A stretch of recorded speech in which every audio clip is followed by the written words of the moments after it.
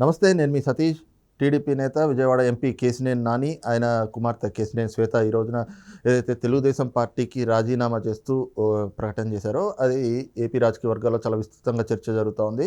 మరి నిజంగా ఈ రోజున కేశినేని నాని లేదంటే ఆయన కుమార్తె కేశినేని శ్వేత పార్టీని వీడి బయటకు రావటం ఆ పార్టీకి మైలేజా, డ్యామేజా అనేటువంటి చర్చలు కూడా జరుగుతున్నాయి. మరి ఇదే అంశంపై మనతో చర్చించేందుకు సీనియర్ జర్నలిస్ట్ సత్యమూర్తి గారు ఉన్నారు. సార్ నమస్కారం. నమస్తే అండి. సార్, ముఖ్యంగా కేశినేని ఫ్యామిలీ అంటే ఆయన కుమార్తె పార్టీకి రాజీనామా చేశారు. అట్ ద సేమ్ టైం మొత్తం ఎంపీ పదవికి ఆయన, కార్పొరేటర్ పదవికి ఈవిడ కూడా రాజీనామా చేస్తూ నిర్ణయం తీసుకున్నారు.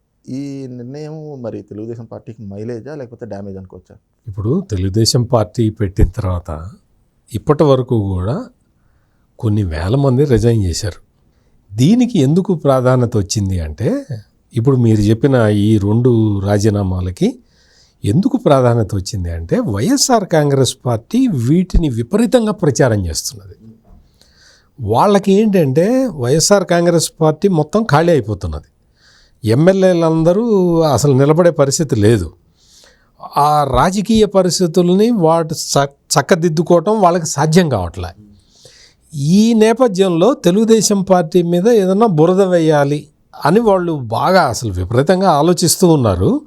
ఎట్లా చేయాలి, ఏం చేయాలి అని. ఇప్పుడు ఇంకా పొత్తులు అయిపోయినాయి, అన్నీ అయిపోయినాయి, సీట్ల అడ్జస్ట్మెంట్లో వాళ్ళు బిజీగా ఉన్నారు. ఏదో ఒక విధంగా డ్యామేజ్ చేయాలి. ఎట్లా డ్యామేజ్ చేయాలని ఆలోచిస్తుంటే కేశినేని నాని వాళ్ళకి ఒక ట్రంప్ కార్డు లాగా దొరికాడు. ఇప్పుడు మామూలుగా ఏంటి అంటే, తెలుగుదేశం పార్టీలో ఒక విధానం ఒకటి ఉంటుంది. ఏంటి అంటే, ఎప్పుడు ఎవరికి ఏమాత్రం ప్రాధాన్యత ఇవ్వాలి అనేది. ఇప్పుడు కొంతమందికి సిచ్యుయేషన్ని బట్టి ప్రాధాన్యత దొరక్కపోవచ్చు. అట్లా అని తెలుగుదేశం వాళ్ళనేదో అశ్రద్ధ చేస్తున్నట్టు కాదు. ఈ నేపథ్యంలో ఏంటి అంటే, నాయకులందరూ కూడా ఇప్పుడు మనం చూస్తున్నాం భారతదేశం మొత్తంలో కూడా ఒక జనరేషన్ నాయకులే టకటక పార్టీలు మారుతున్న రోజులు ఇవి. అటువంటిది జనరేషన్లు ఒక ఫస్ట్ జనరేషన్ అయిపోయింది, ఇప్పుడు సెకండ్ జనరేషన్ అయిపోయింది. వీళ్ళందరూ కూడా తెలుగుదేశం పార్టీలో నుంచి కదలని కుటుంబాలు చాలా ఉన్నాయి. చాలా పేర్లు చెప్పాలంటే కొన్ని వందల పేర్లు ఉంటాయి. అంటే తరతరాలుగా తెలుగుదేశంతో ముడిపెట్టుకొని తమ జీవితాలని ప్రజాసేవ చేసుకుంటూ కొంతమందికి పదవులు వచ్చినాయి, కొంతమందికి రాలేదు. నాకు పదవి ఇవ్వలేదు కాబట్టి నేను తెలుగుదేశం వదిలిపోతాను అంటే తెలుగుదేశం పార్టీ ఎక్కడ బతిలాడదు. ఎందుకు అంటే, ఇప్పుడు పార్టీ నిర్ణయాలకి లేకపోతే ఆ సిద్ధాంతాల దగ్గర కాంప్రమైజ్ కావటం మొదలు పెడితే అన్ని చోట్ల కాంప్రమైజ్ కావాల్సి వస్తుంది. తెలుగుదేశం పార్టీ కాంప్రమైజ్ అవుతున్నట్టు కనపడుతుంది. ఎందుకు కనపడుతుంది అంటే, లాంగ్ రోప్ ఇస్తుంది ప్రతి వాళ్ళకి కూడా. ఇప్పుడు మీరు ఎవరైనా ఏదైనా నాయకుడు ఏదన్నా ఒక మాట అన్నా కానీ డెమోక్రటిక్గా ఆయన ఆ మాట చెప్పుంటాడు, దీన్ని సెట్ చేసుకుందాము, ఆయన బాధ ఏంటో కనుక్కుందాము అన్న డెమోక్రటిక్ యాంగిల్లోనే తెలుగుదేశం ఆలోచిస్తుంది. అందుకనే కేశినేని నానికి ఇంత లాంగ్ రూపు వచ్చింది. కేశినేని నాని ఎప్పుడైతే రాష్ట్రంలో తెలుగుదేశం పార్టీ ఓడిపోగానే అక్కడి నుంచి బీజేపీకి వెళ్దామని ప్రయత్నం చేశాడు. ఏ కారణం వల్ల బీజేపీకి వెళ్ళటం కుదరలేదు. ఆ తర్వాత వైఎస్ఆర్ కాంగ్రెస్ పార్టీ నాయకులతో పొద్దున్న లేచిన దగ్గర నుంచి వాళ్ళతోటే తిరుగుతూ ఉన్నాడు. వైసీపీ నాయకులతోటి ఉండటమే కాకుండా తెలుగుదేశం నాయకుల్ని దూరం పెట్టడం. అంటే విజయవాడ లాంటి టౌన్లో, అది సిటీలో ఒక చాలా పెద్ద విస్తృతమైన యంత్రాంగం ఉంటుంది తెలుగుదేశం పార్టీకి.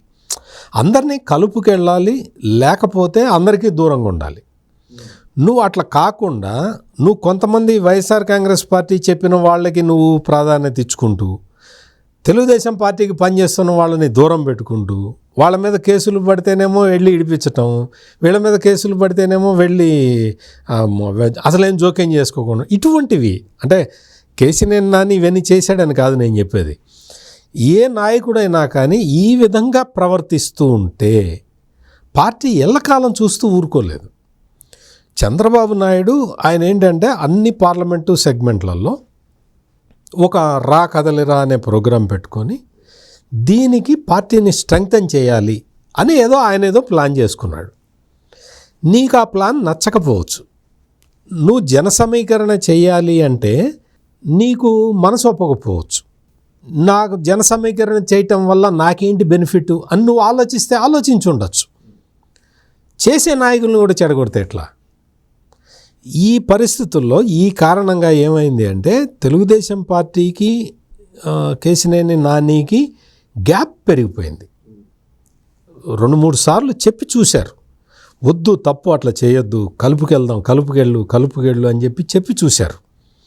కలుపుకెళ్ళు అని చెప్పి చూస్తే పార్టీ ఏదో తన మీద ఆధారపడుతున్నది అన్న ఒక భావనతోటి, ఆ భావనతోటి వ్యవహరించటం అనేది కేశినేని నాని చేసిన నాకు తెలిసి తప్పు. అటువంటి తప్పు చేయాల్సిన అవసరం కేశినేని నానికి లేదు. ఎందుకంటే కష్ట సమయంలో కూడా పార్టీ తరఫున ఎంపీగా గెలిచిన వ్యక్తిగా అతనికి గౌరవమే ఇచ్చారు. గౌరవం ఇస్తే అతను ఏదో అందరినీ నాయకులందరినీ తీసేసినట్టుగా, తనే ఏదో ఒక పెద్ద జాతీయ స్థాయి నాయకుడిలాగా, నేను ఇండిపెండెంట్గా వేసినా గెలుస్తాను అంటే, ఇండిపెండెంట్గా వేస్తే అందరూ చాలామంది గెలుస్తారు. చాలామంది తెలుగుదేశం పార్టీలో ఇప్పుడున్న వాళ్ళు ఇండిపెండెంట్గా వేస్తే గెలవలేరా? గెలుస్తారు. కానీ అది కాదు కదా. పార్టీ ఉంటుంది, పార్టీ కట్టుబాటు, దానికి సంబంధించిన వ్యవహారాలు ఇవన్నీ ఉంటాయి. ఇవన్నీ పట్టించుకొని నాకు వాడెంత వీడెంత అని మాట్లాడుతూ ఉంటే ఎల్లకాలం పార్టీ కూడా సహించదు. ఇప్పుడు జరుగుతున్నది, ఇప్పుడు కేశినేని నాని విషయంలో జరిగింది కూడా అదే. ఏంటి అంటే అక్కడ ఇప్పుడు స్థానికంగా ఒక నాయకుడు అంటే మనకు గిట్టకపోవచ్చు. అక్కడ కేశినేని నాని తగదాడుతున్నది కూడా వేరే వ్యక్తి కాదు, ఆయన తమ్ముడే. ఆయన తమ్ముడితోటే ఈయనకి తగదా. ఇప్పుడు ఆయన పార్టీ నాయకుడే. పార్టీ ఎటువైపు ఉండాలి? కేశినేని నాని వైపు ఉండాలా, లేకపోతే తమ్ముడు వైపు ఉండాలా? పార్టీ అన్నాక అందరినీ కలుపుకొని వెళ్ళాలి కదా. జన సమీకరణ చేస్తున్న వ్యక్తిని కాదని నీకు ప్రాధాన్యత ఇవ్వాలంటే ఎట్లా ఇస్తారు? తెలుగుదేశం పార్టీ అంతకు ముందర కూడా తెలుగుదేశం పార్టీలో మర్డరర్లని, చీటర్లని ప్రమోట్ చేస్తున్నారని ఒక స్టేట్మెంట్ ఇచ్చాడు. అవును, అనేక సందర్భాల్లో ఆయన చేసిన మాటలు కాంట్రవర్సీగా మరి. తెలుగుదేశం పార్టీలో చీటర్లు ఎక్కువ మంది ఉన్నారా, వైసీపీలో చీటర్లు ఎక్కువ మంది ఉన్నారా? తెలుగుదేశం పార్టీలో ఎక్కువ మంది మర్డరర్లు ఉన్నారా, వైసీపీలో మర్డరర్లు ఎక్కువ మంది ఉన్నారా? నువ్వు వైసీపీని ఏ రోజునన్నా ఒక మాట అన్నావా? అంటే ఈ విధమైన అంటే ప్రతిపక్ష పార్టీలో ఉండి అధికార పార్టీ చేస్తున్న తప్పిదాలని ఏ రోజునైనా నువ్వు ప్రశ్నించావా? తెలుగుదేశం మీకు ఒక విషయం చెప్తాను సతీష్ గారు, రాష్ట్రంలో దాదాపుగా 90,000 మంది తెలుగుదేశం కార్యకర్తల మీద కేసులు పెట్టారు. ఏ రోజునన్నా మాట్లాడావా నువ్వు? వైసీపీ అరాచకాలు చేస్తున్నది మాట్లాడావా? ప్రభుత్వం చేస్తున్న దుర్మార్గాల్ని ప్రశ్నించావా? ఇవన్నీ చేయకుండా తెలుగుదేశం పార్టీ ఏదో కాల్మని వాళ్ళకి టికెట్లు ఇస్తున్నది, అక్రమాలు చేసిన వాళ్ళకి టికెట్లు ఇస్తున్నది అని చెప్పటం అనేది, చంద్రబాబు నాయుడు ప్లేస్లో వేరే ఇంకెవరన్నా ఉంటే కేశినేని నానిని అసలు ఇన్ని రోజులు కూడా క్షమించి ఉండేవాళ్ళు కాదు. సో ఈ విధంగా కేశినేని నానికి తెలుగుదేశం పార్టీ లాంగ్ రోప్ ఇచ్చింది. దాన్ని తెలుగుదేశం పార్టీ బలహీనతగా చూశాడు కేశినేని నాని. ఇప్పుడు అంతకు ముందర కూడా ఈయన కేశినేని నాని 2-3 పార్టీలు మారి వచ్చిన వ్యక్తే. ఇప్పుడు నువ్వు అవకాశం కోసం నువ్వు వెళ్తున్నావు పార్టీలకి, అది కూడా తప్పని నేను అంటలే. నువ్వు ఉన్న పార్టీని నువ్వు కించపరిచే విధంగా మాట్లాడటం కరెక్ట్ కాదు అనేది నా అభిప్రాయం. రైట్, ఇది చూస్తున్నాం కదా. ముఖ్యంగా ఏదైతే ప్రస్తుతం కేశినేని నాని పార్టీని వీడి బయటకు రావడం ఆయన వ్యక్తిగత విషయం అయినప్పటికీ కూడా ఏదైతే జరుగుతున్నటువంటి పరిణామాలు మాత్రం ఇప్పుడు ఆయన పార్టీలోంచి బయటకు రావడం, రాజీనామా చేయడం అనేటువంటిది పార్టీకి మైలేజా డ్యామేజా అనేటువంటి పరిణామం చూస్తూ ఉంటే అది పార్టీకి మైలేజ్గానే కనిపిస్తుంది. ఇంకొకటి, ఆయన తన వ్యవహార శైలితోటి పార్టీకి నష్టం కలిగించే విధంగా ప్రవర్తిస్తూ ఉండడంతో పార్టీ కూడా ఆయన్ని కొన్ని కార్యక్రమాలకి దూరం పెట్టాల్సి వచ్చింది. మరి వాస్తవాలు గుర్తించకుండా ఈ రోజున ఈ విధంగా బయటకు రావడం ఆయనే ఒకసారి ఆలోచన చేసుకోవాల్సిన పరిస్థితి అయితే కనిపిస్తూ ఉందన్నటువంటి భావాన్ని సీనియర్ జర్నలిస్ట్ సత్యమూర్తి గారు వ్యక్తం చేస్తూ ఉన్నారు. Thank you. నమస్కారం.